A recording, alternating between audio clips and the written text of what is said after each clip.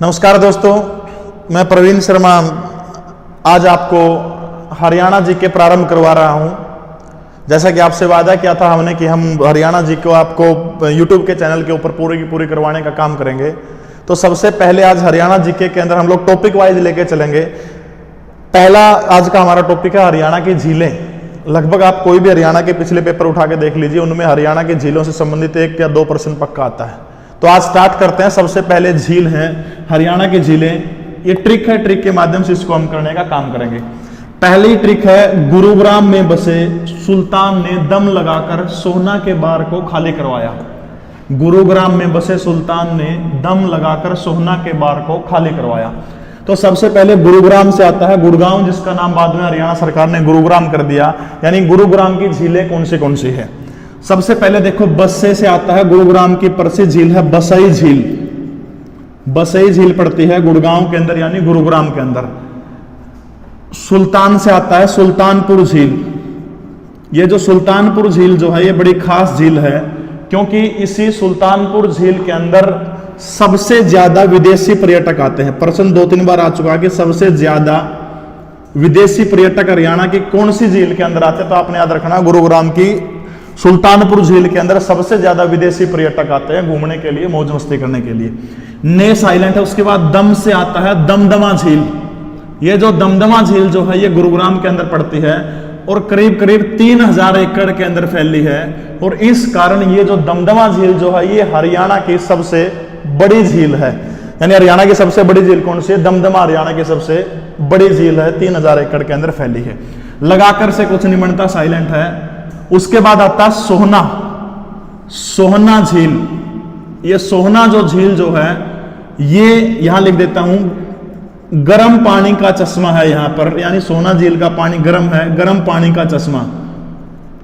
और इस सोहना झील के पानी के अंदर नहाने से चर्म रोग ठीक होते हैं। प्रश्न आप चुका कि हरियाणा की कौन सी झील में नहाने से चर्म रोग ठीक होते हैं। सोहना झील के अंदर नहाने से चर्म रोगों से मुक्ति मिलती है।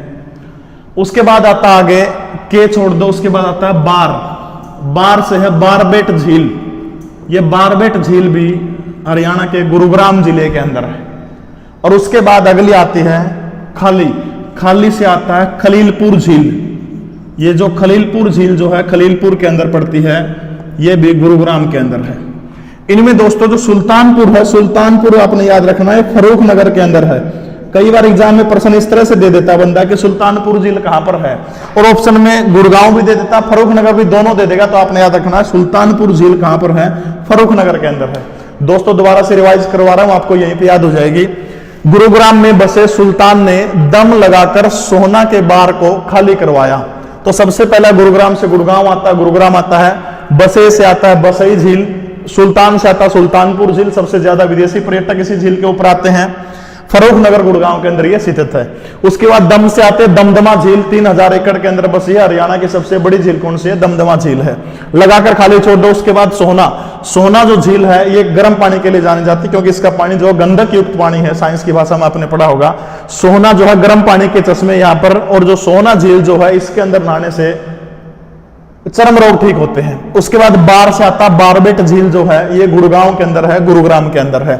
उसके बाद खाली करवा से आता है खलीलपुर झील जो है, ये झील भी कहां पर है? गुरुग्राम के अंदर है। दोस्तों झीलों से संबंधित प्रश्न लगभग पूछ लिया जाता है। बाकी जिन जिन जिलों के अंदर जो झीलें हैं देखो। उसके बाद बात करते हैं गुड़गांव से सटा हुआ हरियाणा का एक जिला है मेवात। मेवात का नाम बदलकर कर दिया गया है, नू कर दिया हरियाणा सरकार ने मेवात के नाम को। अब यहां नू के अंदर जो झीलें हैं, सबसे पहले झील है कोटला झील। कोटला पहले गुड़गांव के अंदर था, बाद में जब दोनों जिले अलग अलग हुए तब ये कोटला झील जो है कहां चली गई? नू जिले के अंदर आ गई। उसके बाद आता है चंदेली झील। कोटला, चंदेली, और तीसरी झील है उजीना झील। उजीना, कोटला, चंदेली, उजीना, ये तीनों की तीनों जो झील हैं वो कहां पर है? नू के अंदर है। इसको संगेली झील भी कहा जाता है। इसका दूसरा नाम है संगेली झील। दोस्तों मेवात की या नू की आपने 3 झीलें याद रखनी है, कोटला, चंदेली, उजीना। कोटला, चंदेली, उजीना। कोटला, चंदेली, उजीना तीनों कहां के हैं? ये मेवात यानी नू की है, अब मेवात का नाम बदलकर क्या कर दिया गया है, नू कर दिया गया है। उसके बाद दोस्तों अगली झील हम पढ़ते हैं फरीदाबाद जिले की। भारत हरियाणा की प्रसिद्ध औद्योगिक नगरी है फरीदाबाद। सबसे पहले फरीदाबाद की एक सबसे प्रसिद्ध झील है बड़खल झील। सबको पता है आपको बड़खल जो झील है, बड़खल झील की आपने एक बात याद रखनी है, इसका निर्माण सिंचाई के लिए साल 1947 में किया गया था। 10-12 बार ये प्रश्न हरियाणा स्टाफ सिलेक्शन कमीशन की विभिन्न परीक्षाओं में पूछा जा चुका है। बड़खल झील का निर्माण कब हुआ था? 1947 में सिंचाई के लिए फरीदाबाद के अंदर बड़खल झील स्थित है। उसके बाद दोस्तों अगली झील आती है फरीदाबाद की धोज झील। ये थोड़ा सा अलग सा प्रश्न है, धोज झील कहां पर है? फरीदाबाद के अंदर है। तीसरी फरीदाबाद की आपने झील याद रखनी है दोस्तों सूरजकुंड। सूरजकुंड झील, ये जो सूरजकुंड झील जो है इसका निर्माण 11वीं सदी के अंदर तोमर जो वंश के राजा हुआ करते थे, सूरजपाल तोमर, इसका निर्माण 11वीं सदी के अंदर सूरजपाल तोमर वंश के राजा थे। इन्होंने फरीदाबाद के अंदर सूरजकुंड झील का निर्माण करवाने का काम किया था। ये जो सूरजकुंड जो झील जो है इसी के नाम से एक मेला भी लगता है हरियाणा के फरीदाबाद के अंदर, जिसको सूरजकुंड मेला कहा जाता है। और अब की बार साल 2019 में 33वां सूरजकुंड मेला आयोजित किया गया था, जो 1 फरवरी से लेकर 17 फरवरी 2019 तक आयोजित किया गया था। यानी अब की बार कौन सा सूरजकुंड मेला आयोजित किया गया था? 33वां था। 1 तारीख से लेकर 17 फरवरी तक आयोजित किया गया था। और इसके अंदर जो सहभागी जो साथी जो थे वो महाराष्ट्र और देश का नाम था थाईलैंड। इन दोनों का जोड़ा आपने याद रखना है।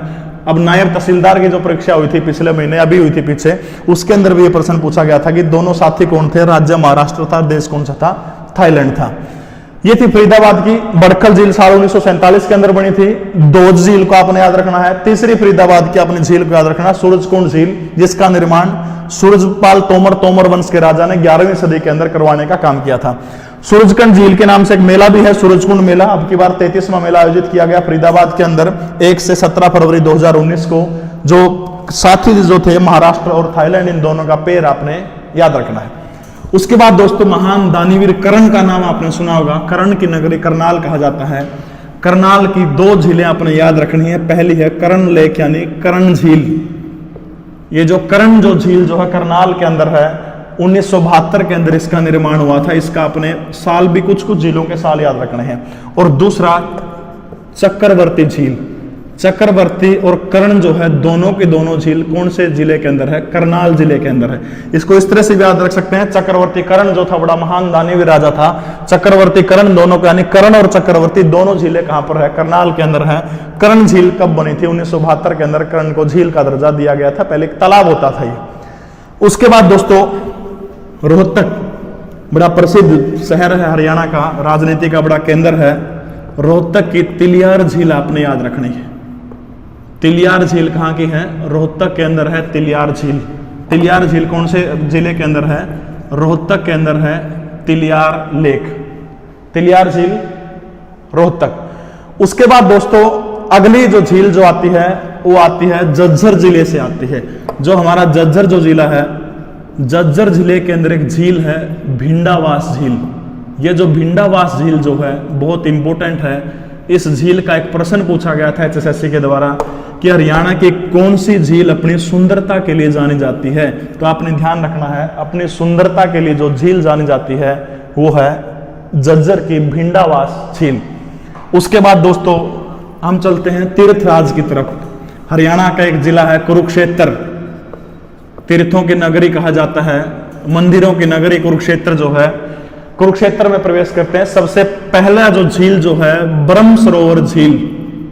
बहुत मायनों के अंदर ये ब्रह्म सरोवर जो है खास है। और ये जो ब्रह्म सरोवर जो है लगभग 1500 फीट इसकी लंबाई है। ये ब्रह्म सरोवर हरियाणा का सबसे बड़ा तालाब भी है। पहला तो ये याद रखना, हरियाणा का सबसे बड़ा तालाब कौन सा है? ब्रह्म सरोवर हरियाणा का सबसे बड़ा तालाब है। झील का दर्जा भी इसको दिया गया है। और ब्रह्म सरोवर जो है ये हरियाणा की सबसे प्राचीन झील है, क्योंकि याद करिए महमूद गजनवी के साथ में एक बंदा आया था जिसका नाम था अल बरूनी। ये जो अल बरूनी जो था ये अल बरूनी ने किताब लिखी थी जिसका नाम है किताबुल हिंद। ये जो किताबुल हिंद जो नामक किताब है ये अल बरूनी ने लिखी थी। मोहम्मद गजनवी के साथ में भारत आया था, मूर्ति तोड़ने वाला, मूर्ति भंजक कहा जाता है महमूद गजनवी को, उसके साथ में बंदा भारत आया था। ये जो किताबुल हिंद जो है इस किताब के अंदर भी ब्रह्म सरोवर का जिक्र किया गया है अल बरूनी ने। आपको बता दूं अल बरूनी जो है ये पुराणों का अध्ययन करने वाला पहला मुस्लिम व्यक्ति है। पुराणों का अध्ययन करने वाला पहला मुस्लिम व्यक्ति कौन है? अल बरूनी है। दूसरा, ब्रह्म सरोवर के बारे में एक और प्रश्न पूछा जाता है कि हरियाणा की वो झील कौन सी है या वो तालाब कौन सा जो चारों ओर से पक्की ईंटों से बना हुआ है? तो याद रखना आपने, पक्की ईंटों से कौन सा बना हुआ है? ब्रह्म सरोवर बना हुआ है। ब्रह्म सरोवर के बारे में रिपीट कर देता हूं, सबसे बड़ा तालाब है हरियाणा का, सबसे प्राचीन झील है हरियाणा की, लगभग 1500 फीट इसकी लंबाई है। इस झील का, ब्रह्म सरोवर का जो वर्णन जो है अल बरूनी एक लेखक है, मोहम्मद गजनवी के साथ में आया था, किताबुल हिंद में उसने जिक्र किया है, पक्की ईंटों से ये बना हुआ है। उसके बाद कुरुक्षेत्र की जो अगली जो झील जो है या सरोवर आप कह सकते हो, झील का दर्जा दे दिया गया था इसको सन्निहित सरोवर या फिर सन्निहित झील। जो सन्निहित सरोवर या फिर सन्निहित झील है इसके अंदर भगवान विष्णु और मां लक्ष्मी का वास माना जाता है।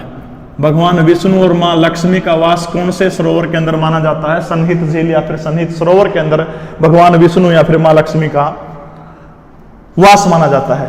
दूसरी सबसे बड़ी मान्यता है सन्निहित सरोवर के अंदर या फिर सन्निहित झील के अंदर 7 नदियों का, छोटी छोटी नदियों का संगम होता है, 7 नदियों का मिलन होता है। ये प्रश्न HSSC में पूछा जा चुका है।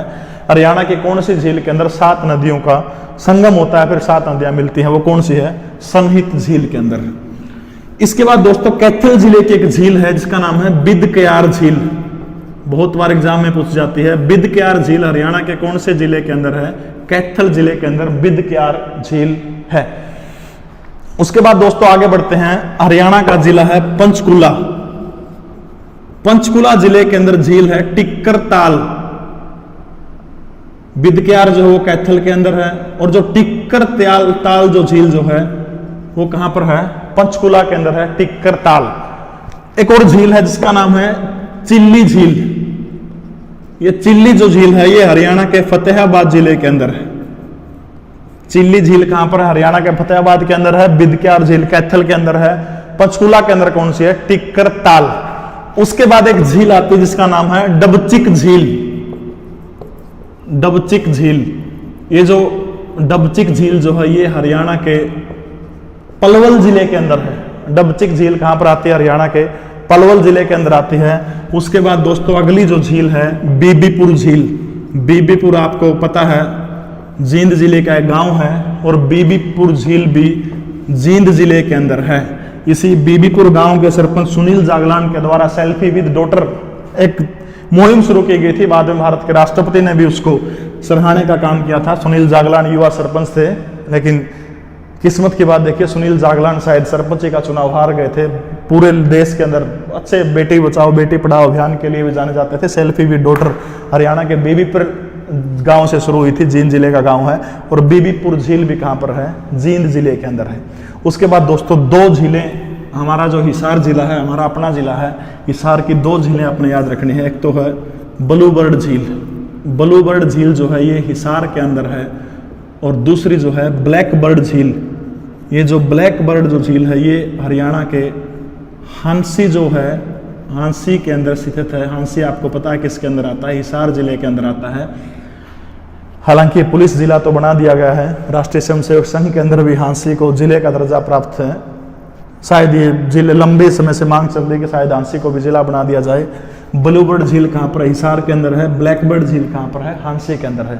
तो दोस्तों ये थी हरियाणा की कुछ प्रमुख झीलें। हाँ, अंतिम एक प्रश्न और रहता है झीलों के संदर्भ में। हरियाणा स्टाफ सिलेक्शन कमीशन ने पीछे एक प्रश्न पूछा था कि हरियाणा के अंदर कुल झीलों की संख्या कितनी है। देखो वैसे तो झीलें करवा दी और भी रहेगी 2-4 झीलें, लेकिन हरियाणा के अंदर अकॉर्डिंग टू HSSC आपने उत्तर देना। हरियाणा के अंदर 5 झीलें हैं। HSSC के अकॉर्डिंग अगर प्रश्न पूछा जाता, पीछे पूछा था कि हरियाणा के अंदर कुल कितनी झीलें हैं, तो 5 झीलें हरियाणा के अंदर है।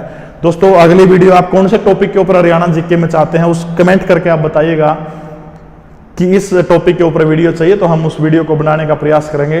थैंक यू दोस्तों, धन्यवाद। जय हिंद, जय भारत।